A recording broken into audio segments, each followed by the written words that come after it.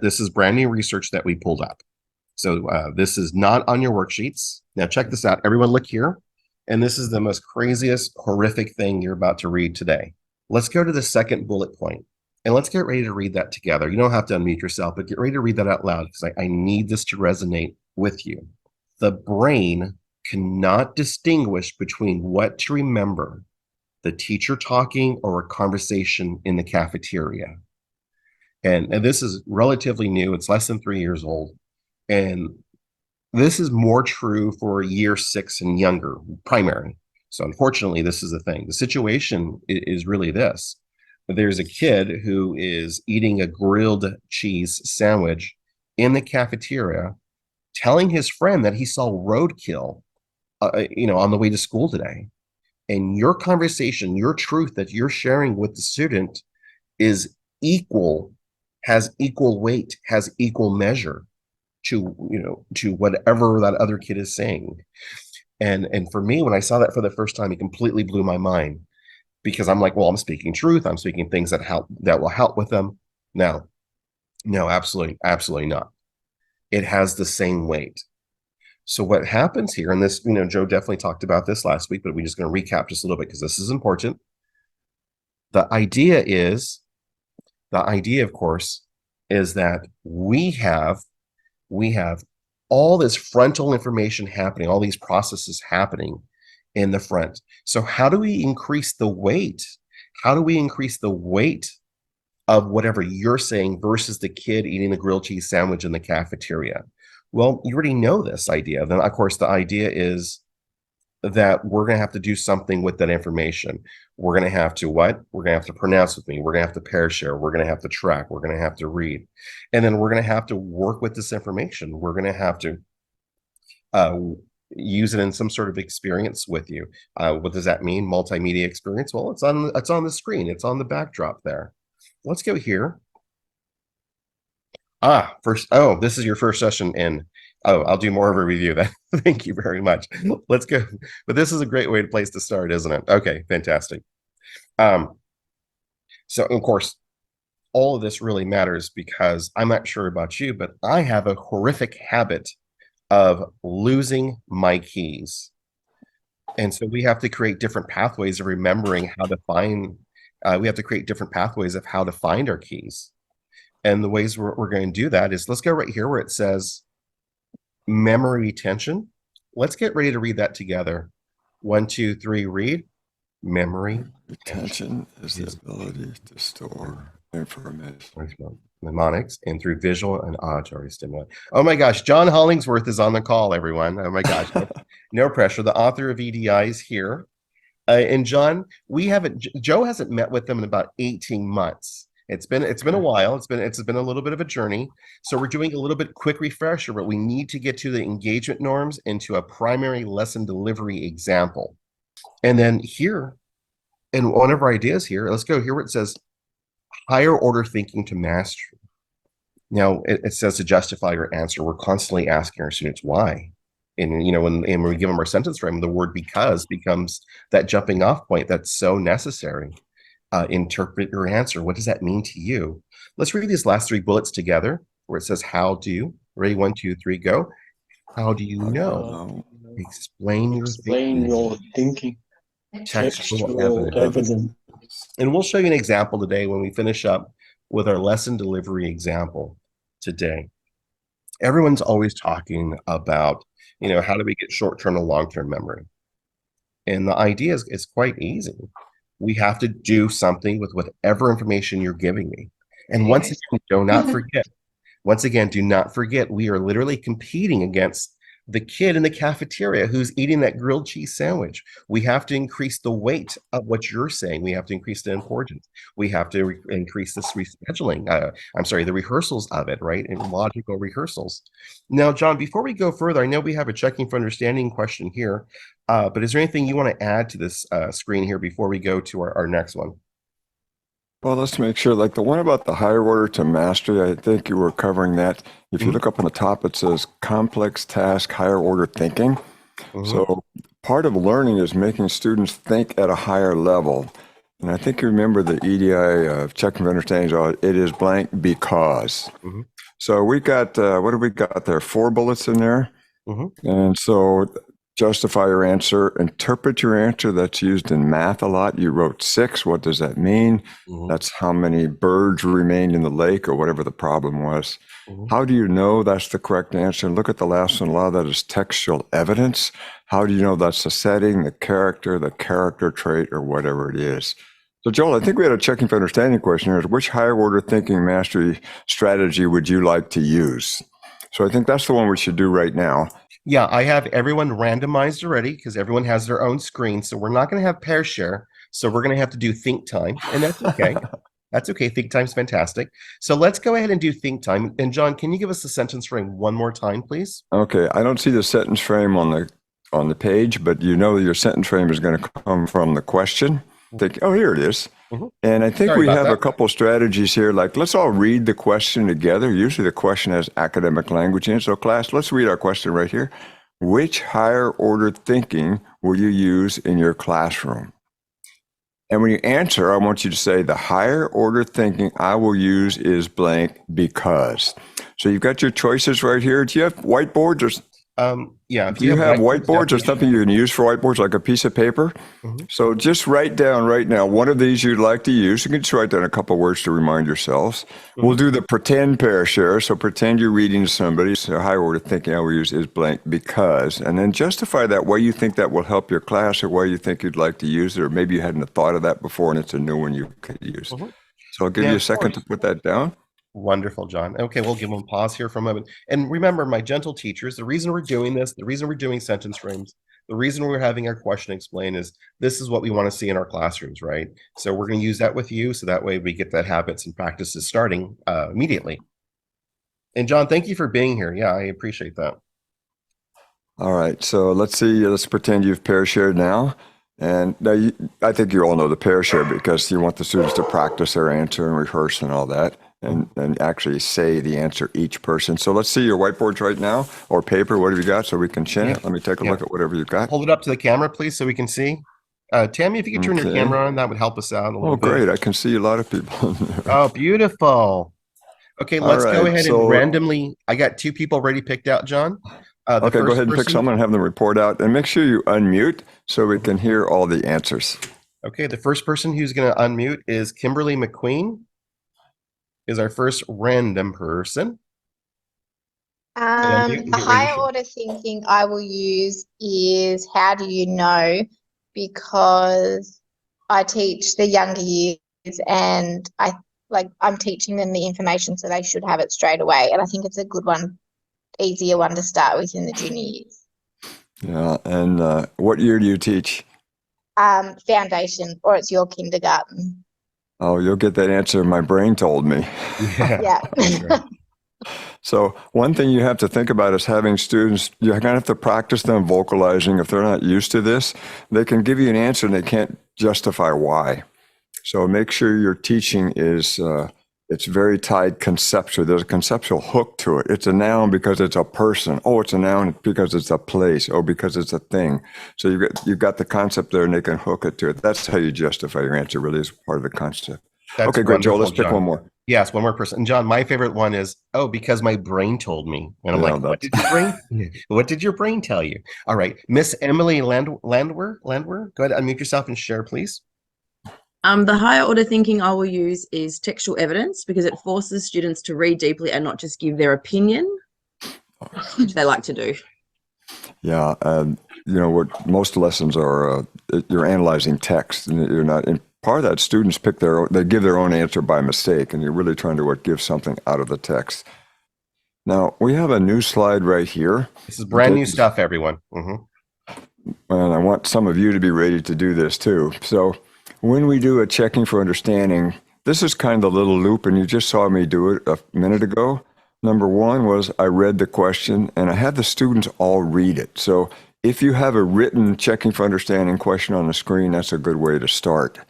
And by the way, don't have the checking for understanding question fill the whole screen. They need to see some information to look at. If you look at this one, this is just a practice one for us, but the definition of fact and opinion is on the screen, so you have something to refer to. So don't fill the question because then they're answering from memory as opposed to actually using something that's on there. Okay, then we're going to provide the sentence frame.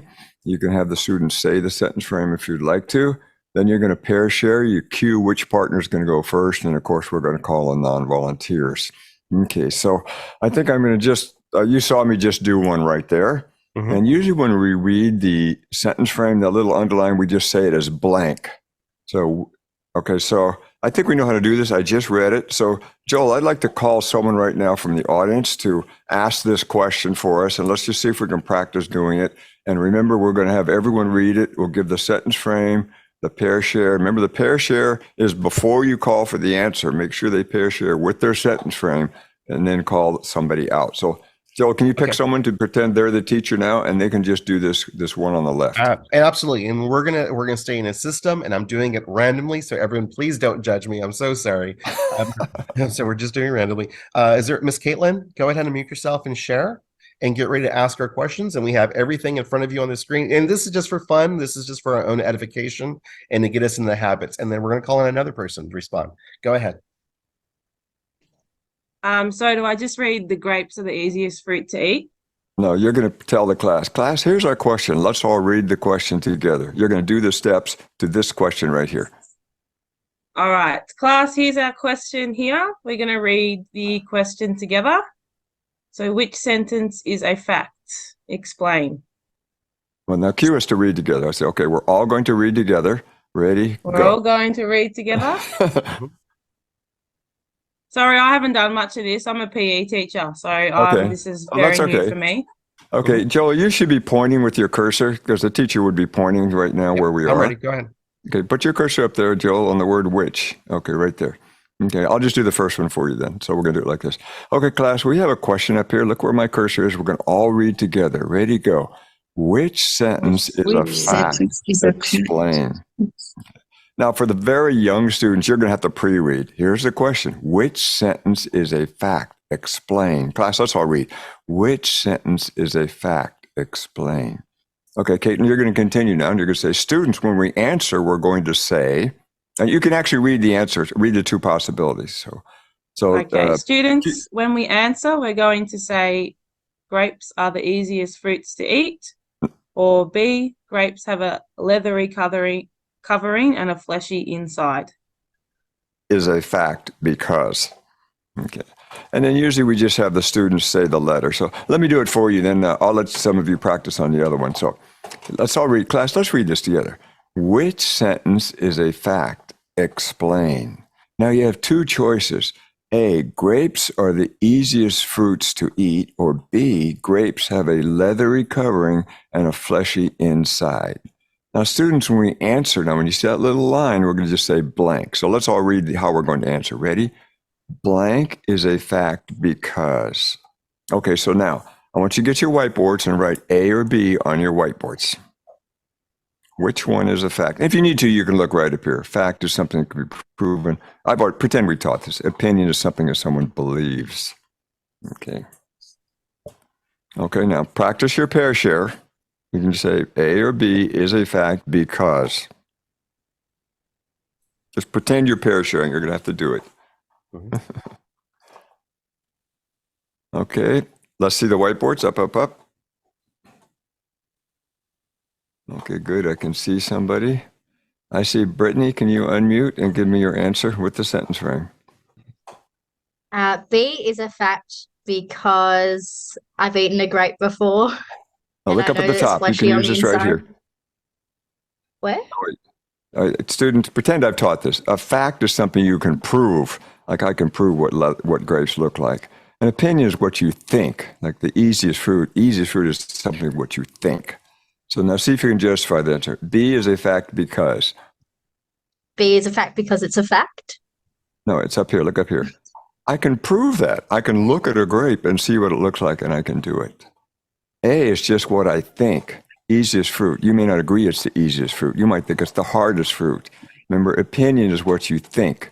Opinion will have things like greatest, biggest, worst, best, easiest, hardest. In fact, it'll have some information you look at and check. Oh, well, John, here, let me stop you. I see it now. I see it now. Sorry, Sorry, I didn't can't see teach it. this because in the lesson you would have to teach it. So now, why don't you say this? Blank is a fact because. B is a fact. Okay.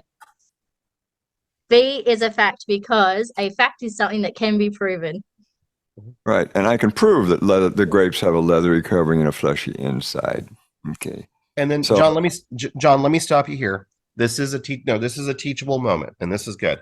So, and of course, we're going kind of fast because we have to get to a big punchline today. We have to get something very important.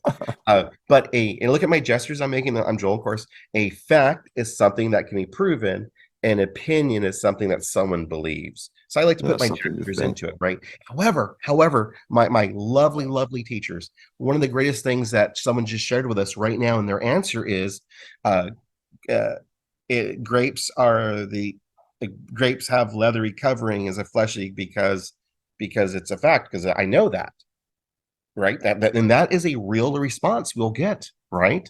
So what do? We grab that answer, enhanced answer. Okay, that's that. You are right. You're right. But but I have to remember that we're focused on the concept and not the student's background knowledge. Talent discovery is fantastic, and it's always great when we have students who are ready and prepared. But the truth of the matter is we're focused on the new concept, and the new concept is they have to be able to define a fact as something that can be proven, and an opinion as something that someone believes. So they're going to have to give me an answer that fits that criteria, because that's the concept. That's our. But Joel, can I say something here? Yeah, jump in there. I think whether grapes are leathery or not is an opinion. I don't think they are leathery. Well, we can. This is one hard thing about English. It could be debatable. I mean, maybe we need a different question.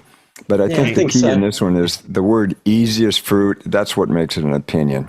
Okay, yeah. The easiest is an opinion. But this is supposed to be a description of it. Okay. Now let's do the other one, because now we're going to do the reverse, which is an opinion. Now remember, opinion will have a cue word like best, worst, should, think. It'll have something like that as opposed to just a description of something. So, Caitlin, I think you can do it now. Cue us to read this, give the two possibilities, and then cue us for the sentence frame. Okay, can you start up there? Joel, put your cursor up there. Yep, I'm ready. Go. Okay, class, we're going to read the sentence together. Which sentence is an opinion? Explain. Explain.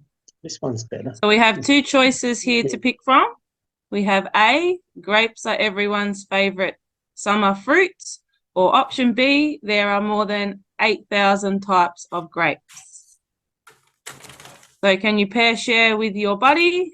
Do you think A or B is an opinion? And make sure that we use the sentence down the bottom. So we say blank is an option because, blank is an opinion because, and then pair share with your partner, please.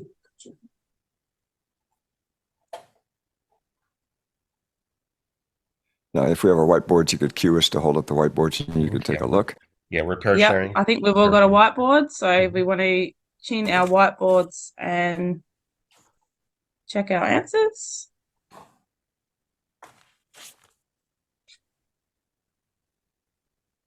Okay, Caitlin, you can just select someone yourself. You know the teacher names. Well, I can see David. David, would you mind sharing your answer, please? Or Zeppo, I should call you. Yes, Miss Story, I'm happy to share. Thank you. So there are more than 8,000 different types of grapes. So that is a fact, whereas the other one's an opinion. Because everybody has different favorites. And apparently, Australian grapes aren't leathery. So that's I think that's going to be a win. We should try Australian grapes. So that's a good thing. Okay. That's good. I don't know if you guys know, I live on a vineyard, so I'm surrounded by grapes. I may have contributed to this question myself. I'll just tell you, you probably all read about the hurricane that hit California. That's bad for grapes. We're getting ready to dry them to make raisins out of them. Anyway, that's a side effect. Joe, let's just see if we can pick one more person to do one of these, to do this second one over here. Okay. And go back to there. This is a good thing to practice, this little loop, to have the kids read it, the sentence frame, the pair share, the whiteboards, the non-volunteers. Okay. Joel, pick one more person at random just to do this number B over here. Curtis Scott is up next. I'm not sure if I can see your screen if you're there. Yeah, I'm here. Hey. Okay. Am I just going back with the first one we did again? Okay, either one, just pick one of them and cue us to read it. Right. All right, class, we're going to read this sentence together. So if you can see where my cursor is, we're just going to start there. Joel, put your cursor so we can see. And it just says, we'll read it together. It says, which sentence is a fact? Explain. Now you've got two possible answers. I'm going to read them to you now. The first one, A, says grapes are the easiest fruits to eat. And the second one, B, says grapes have a leathery covering and a fleshy inside. Now I'm going to get you to pair share, and I want you to practice using that sentence frame. I want you to read that with me. So if you can see where my cursor is now, we're just going to say blank where that line is. So if we read that together, blank is a fact because. And you're going to practice with your partner saying either A or B instead of blank, and you're going to try and justify to your partner. So if we can practice that now. Okay, so we're pretending to pair share, right? We're pair sharing. Okay. And I guess if I'm going to call on, do you guys want to call on a volunteer? You go ahead. All right, I can see Carly Neville there, so I might get her. All right. So B is a fact because a fact is something that can be proven. Right. That's great. That's very good. Very good. Okay, great. Let's move on, John. Yeah, and I just add sometimes you've got reverse logic also. So if you need a higher question, you can go right there. Why is A not a fact? So use reverse logic occasionally if you need, if you want a more complicated question or something. Okay, let's go on, Joel. Good one. Yeah, and then John, when you came in, I went to this new thing because this is kind of a refresher. But for me, John, the big breakaway moment here, I'm not sure if you want to add to this one, is, and this is a big one for me, and I was blown away, is the fact, and this is the second bullet point. Everyone, look here at the second bullet point, and we already read this, John, but I wanted to share this with you. The brain cannot distinguish between what to remember. The teacher talking or the kid talking in the cafeteria, they both have that same equal weight. And we're going to have to do several different types of reinforcements, rehearsals, do something with that information to make whatever I'm saying as the teacher resonate, make it more weighted, more important. And of course, that helps us turn short-term memory into long-term memory because we're processing that information. Well, Joel, let me add a couple to this page. Yeah, go ahead, please. Because if you look at the next one, a couple down there, it says 24 exposures. And because the brain can't decide what to remember, it basically doesn't remember anything, or we have kind of an overload and only remembers a few things. But what is rehearsed and applied? You've probably sung that song, A, B, C, D, E, F, G. You've sung that, the alphabet song every day for the whole year. So you've done it 180 times. Okay, so some of these things, just like chanting and rote repetition, is like math facts. 6 times 8 is 48. Let's all say that. 6 times 8 is 40. Tell your partner 6 times 8 is 48. Write on your whiteboard 6 times 8 is 48. Read it to your partner 3 times. Okay, let's do another one. 5 times 5 is 25. Let's say it 3 times. Say it to your partner. Write on your whiteboard. Say it 3 times. So for rote repetition, it's just doing it over and over and over. And actually what's happening when you go 6 times 8 is 48, there's a pathway in your brain between the 6 times 8 and the 48 answer. And that as you keep firing that pathway, it's actually oozing a chemical, I think it's called myelin, and it kind of makes a path for you. So when you have your kids chant, you're actually changing their brain and helping them remember stuff. Now, chanting is really for math facts and sight words. You put sight words up there, you read the house, the, him, her, she, let's read backwards, she, him, the, and stuff like that. And you just do it over and over and over till they can just do it by rote repetition. Now, other processes like identify, like we just did, like fact and opinion, we're not going to chant a fact is 25 times. But if you look down here, didn't we just pair share during that question? So we said, it's a fact because, so you just got that justification again. Your partner pair shared back. You got it twice. Joel, or our people called maybe 1 or 2 people to report out, right? We even read it together.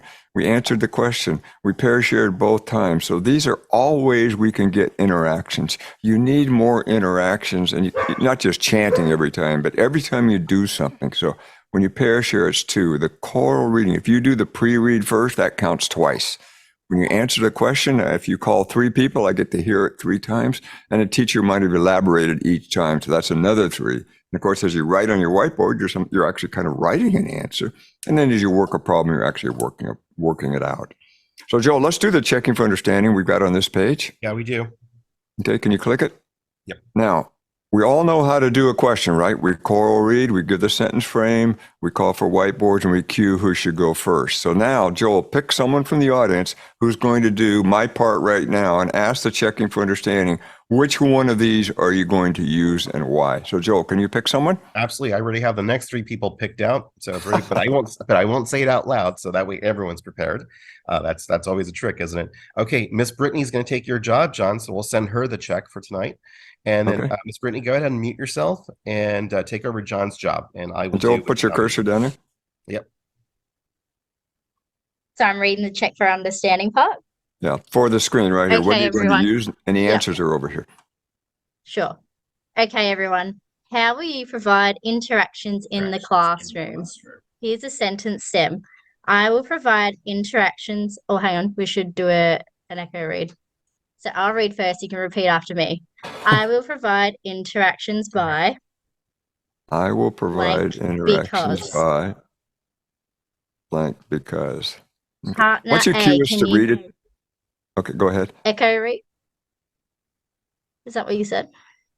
No, I'm just saying, when you want the choral read, you have to cue the students to read with you. You say, we're going to read. After you do it, they know when you're to read with you, when not to read with you.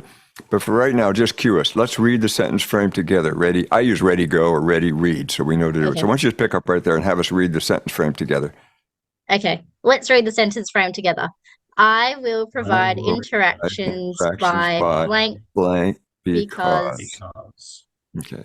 All right, cue us to write on our whiteboards right here. Okay. So That's- okay, so write your response on the whiteboards by filling in the stem. Partner A, you can share first. Good job. Yeah, keep going. You're doing great. All right, we'll give everybody a few seconds to actually get some stuff down. And then Miss Brittany will have whiteboards come up and then she'll call out for 1 or 2 people to share. Okay. I can't see everyone's names there. Say whiteboards I up might first. get Kerry, you can share first. But call us for the boards first. Boards You gotta up call us for whiteboards. or chin it. Oh, chin it, please. Chin it. Kerry, you can share first. I will provide interactions by using whiteboards because I think that gets children to think of an answer and practice their writing as well. Okay, great. Thanks, Kerry. And call one more, Brittany. And yep, and Joe Lane, you can share, please. Sorry, I wasn't quite finished because I can't see mine. I had 3. I will provide interactions by pair shared, answering questions, or co-reading, answering questions and solving problems in my room because I find whiteboards in the STEAM room difficult, but those 4 other options come quite naturally to my classes. Okay. Thank you. Joel, I need to add one time here. I ahead. always figured checking Thank you, for Brittany. Okay. I'm sorry. Yeah, I always thought checking for understanding was for you to make instructional decisions, to speed up, to slow down, to reteach, to see errors. Look at whiteboards. I can see if you have errors on them. I read another piece of research that part of this checking for understanding is a cognitive strategy forcing you to interact with the information and think about it. Like right now, we all had to think about it, which one we were going to use. We had to justify our answer to our partner. So actually what we just did, asking this question, helped us learn what was on the page. It forced all of us to go back and look at all the choices and think about it. So just doing this is helping kids learn. And of course, look at the feedback is whether you need to reteach or cue something. Joel, have you seen where kids just answer with one word? They say B.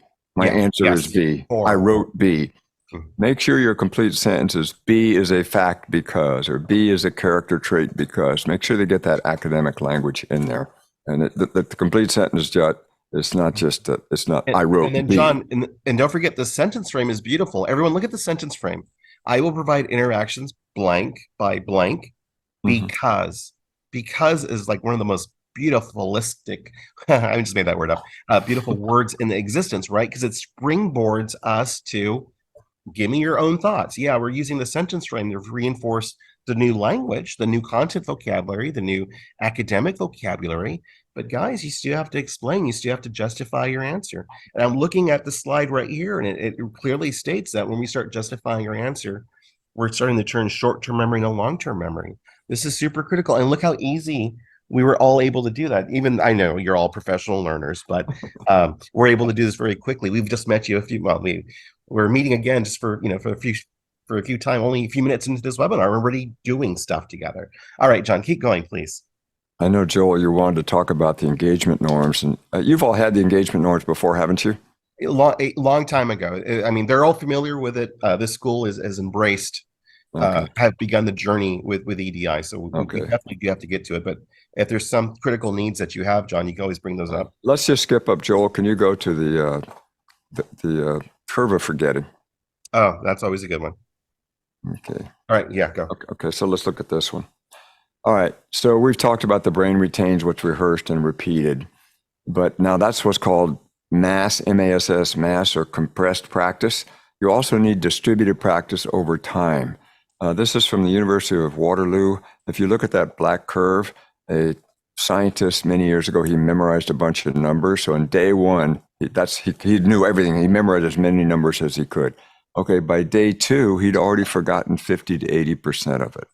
And by day 30, he'd forgotten 97 to 98%. So if you don't do anything with the information ever again, the brain tends to remember it. Have some of you given a benchmark test or a unit test 30 days later, and the students say, "You never taught that"?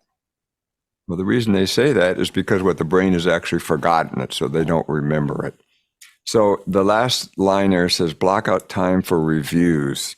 And I don't know, Joel, do we have an administrator on here also? Yeah, we should have an administrator on. Let's see, I can't see her.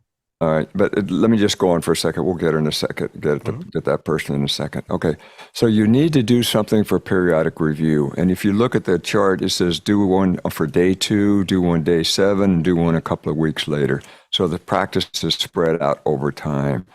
And when we did our original Australian curriculum, we actually had the 2nd day, the 7th day. It gets very complicated after a while. So what I recommend now is you pick a day of the week every Friday afternoon, every other Monday, the 1st and 3rd Tuesdays in the week. You block out some time just to do periodic review, and you need to practice. And let me ask you, when is a NAPLAN given? What time of the year? It was in March this year, was it? But it's moving a little bit further forward, I think next year, so early in the school year.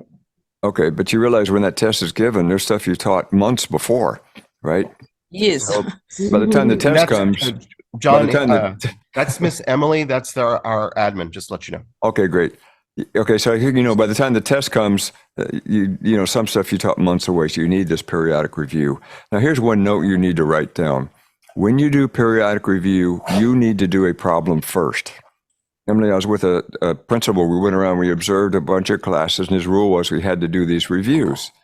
And he went around to classes. We were in like the 5th or 6th class, and he says, "What's wrong with these students? They're not, only half the kids are answering the questions." And after a while, I said, "No, only half the kids remembered how to do it. It was a quiz. In a periodic review, you need to remind the students. You need to work one first. Maybe you subtract with regrouping and then have them work one with regrouping. You look through a paragraph, said, here's a character in a paragraph because, look, he's talking and doing something. Students, read paragraph 2 and show me who the character is, or let them pair share or have a work problem." So if you write that down, that you need to have either work a problem or have something they can look at first, because the students who forgot, if you don't work one first, they don't get the brain power of doing it. They're sitting there kind of stuck. And you want every student to do it. Actually, it's the students who've kind of forgotten who need the periodic review the most. So remind them to do it, so then they do a perfect execution of it. So I don't have it written on there, but try to do one first. Now, John, we do have a question in chat. Now, for people who are specialists, like the RTI remediation teams and stuff, and they meet with their students like once a week or twice a week. What ideas do you have for them? I mean, how do they service retention? Because obviously they're not going to see them next week. But what's your thoughts on that? Okay, is this to review what's being taught by another teacher? This was just this is a specialist in chat.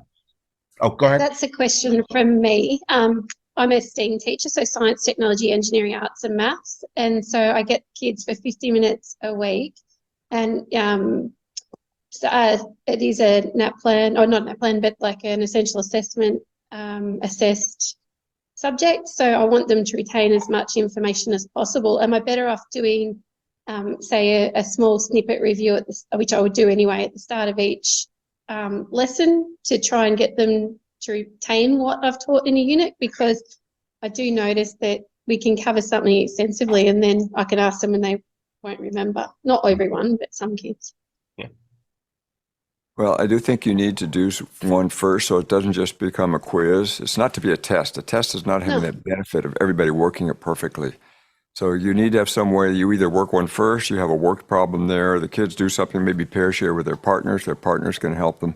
But put something in there so they have a resource, have a table there, a definition, something to look at so it doesn't become a quiz. It's actually to be another repetition of practicing it. Mm-hmm. So definitely at the beginning of your session, that's definitely the recommendation, right, John, is the beginning of your session. Hey, everybody, it was last week we talked about whatever this, molecules or whatever it happens to be. Everyone, let's look up here. Let's remember how we did whatever the skill that you were teaching them. Review the concept, review the skill, and then, hey, let's do this first one together. Let's share this one, the second one, and then the third or fourth one, you do your gradual release. We're only going to spend 5 or 10 minutes on, I'm sure you have limit time, 50 minutes. And, and then you'll do gradual release. And then, okay, great. That was wonderful. That was a wonderful rehearsal. Everyone, let's get ready to learn something brand new. Everyone look up here. This is what we're doing today. Generally, they're doing it on a whiteboard or it can be on a worksheet. But if you do the pair share also, that's helping that extra interaction because they get the partners to explain to each other. Okay, so now I'm going to do, we have a checking for understanding question right here. We sure do. Okay. And we did block out time, start a lesson with review problems. But the big thing we always said was do something to help the kids know how to do it so it's not just a quiz. Okay, so Joel, can you pick someone right here? Yes. And pick someone to ask the question here. How are you going to provide periodic review? And all right. The principal to be ready to report out also. Okay, so the principal, Miss Emily, will have the last word before we leave this slide. But right now, Miss Kelly will take over John's job. And you get to lead us through this question, just like we learned. And you're going to be able to pick 2 people to report out to you. Okay, no problem. Right. All right, class, we are going to check for understanding. We're going to read the question together. Can you please join me? Ready, go. How will you provide periodic review? Very good. Now, to answer this question, we're going to use the question prompt. I'll read it to you. I will provide periodic review by blank because. All right, can you pair share for a couple of minutes? Write your answer on your whiteboard. Mm-hmm. And of course, sometimes you might have us read the sentence with you as well, but that's okay. Okay. Mm-hmm. All right, so everyone's paired shared. They've written on their whiteboard. Can everyone chin it, please? Just 1 or 2 words on your whiteboard, please. Very good. All right. Can I pick the non-volunteer now? Is that right? Mm-hmm. Yeah. Beautiful. All right. Can I please ask Amy to share what you've written? Oh, I have written, I will provide period review by making time for reviewing previous things because it will help me remember what we learned last time. Very good. Thank you. I'm going to pick another non-volunteer now. Let's have a look. Can I please pick Emily Clough?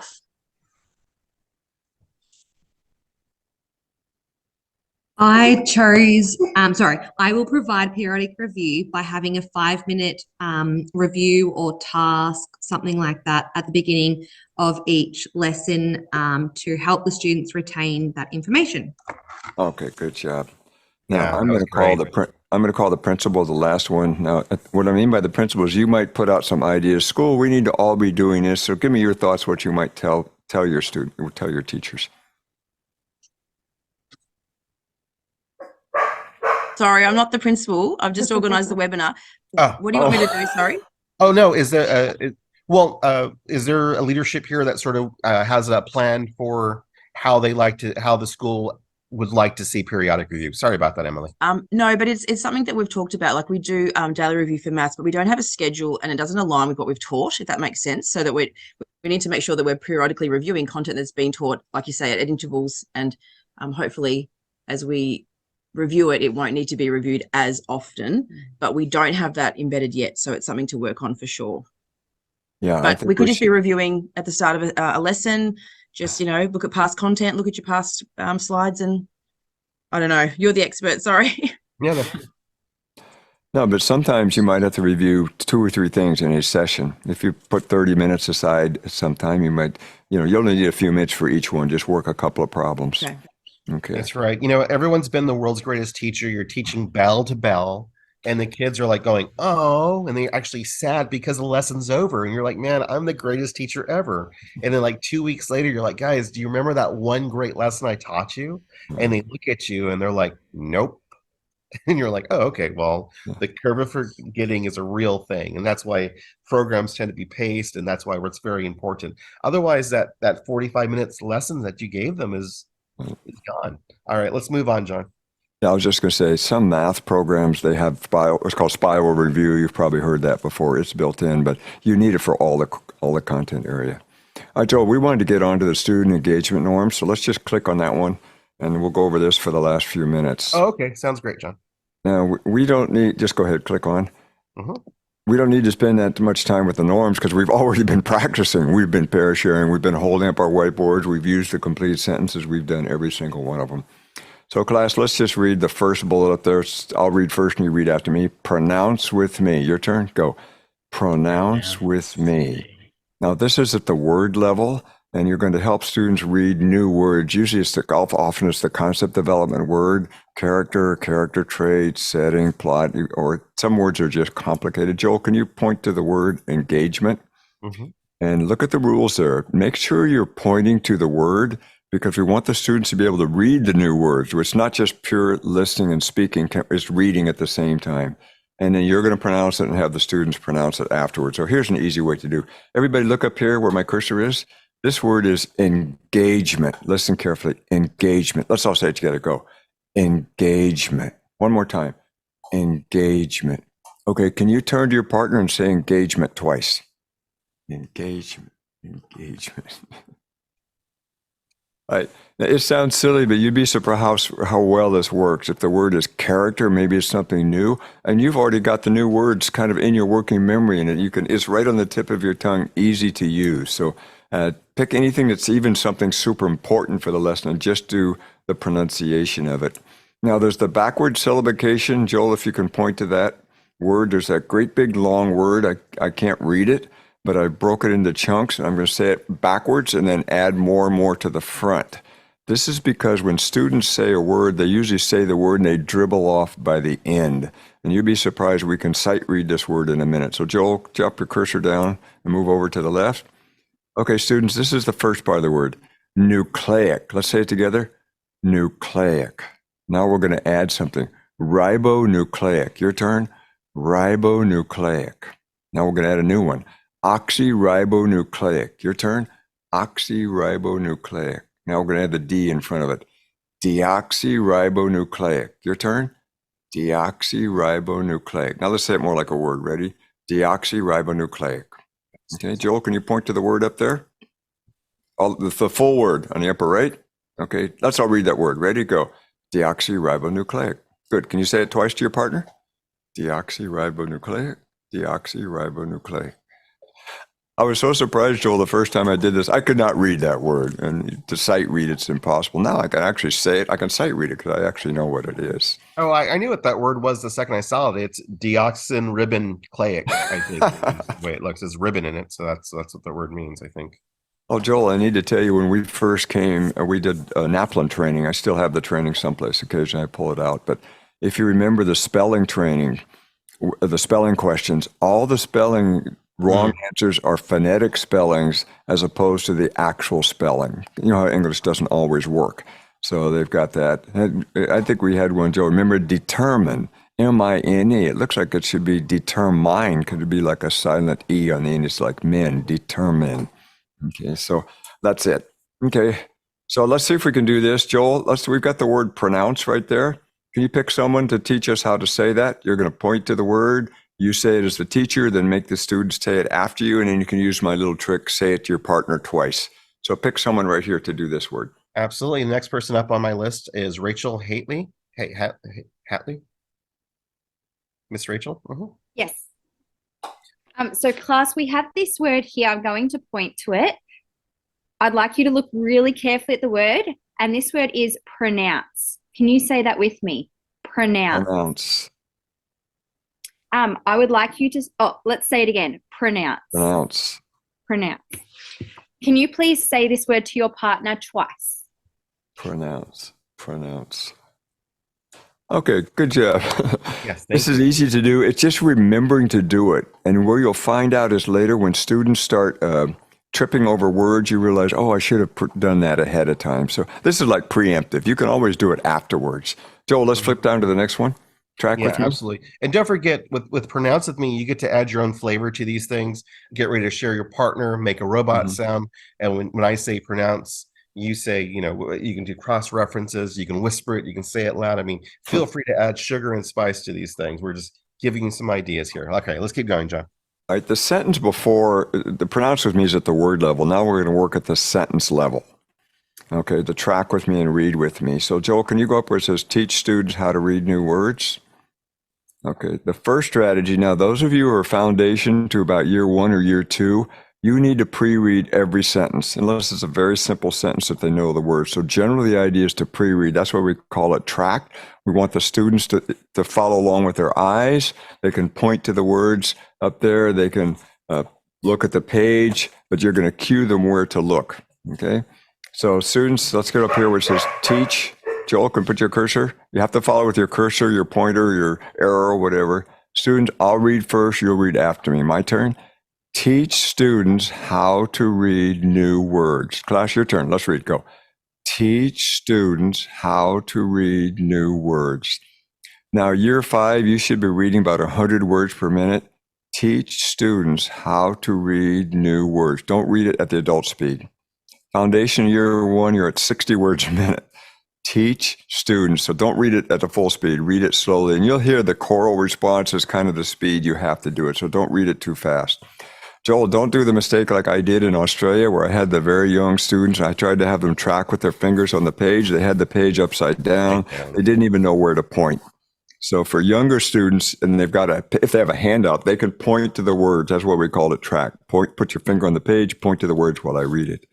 There's one more called air tracking, which is if you have it on the board, you're going to point to it with your finger. So you could just say, teach students how to read new words.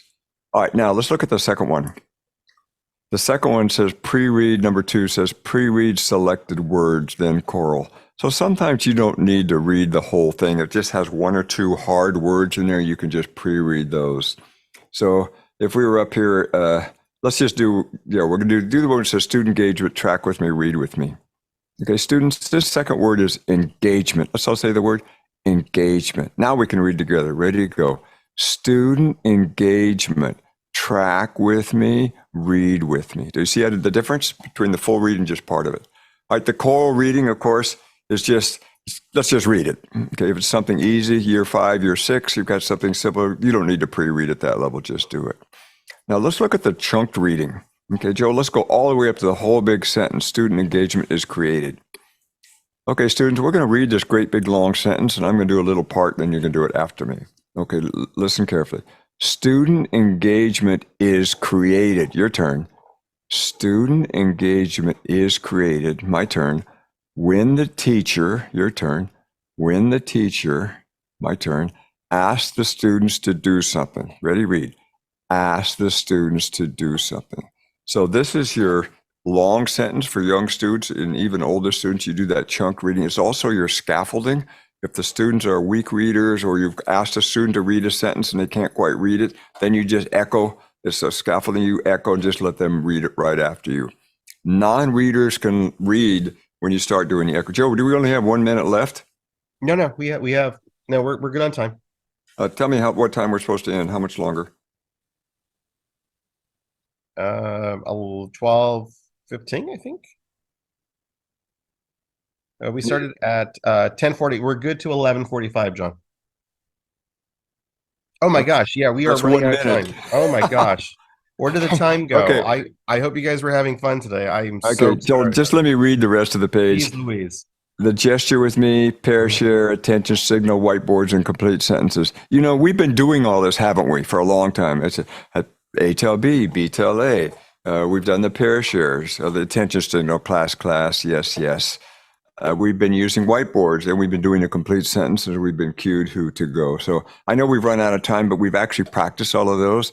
And so next time, Joel, we'll just pick up and do this, and we'll pick up right here, and then we'll go on from here. Yeah, I kind of wanted to get to it tonight, and that's why I kind of pushed the rush on, but it's okay. It's okay. Okay, Joel, we'll just have the last sentence. Okay, let's just put it down here. Let's call it a strategy. One strategy I can use is blank. So put down your whiteboard. Just one thing you learned today. It can be about anything we talked about the brain.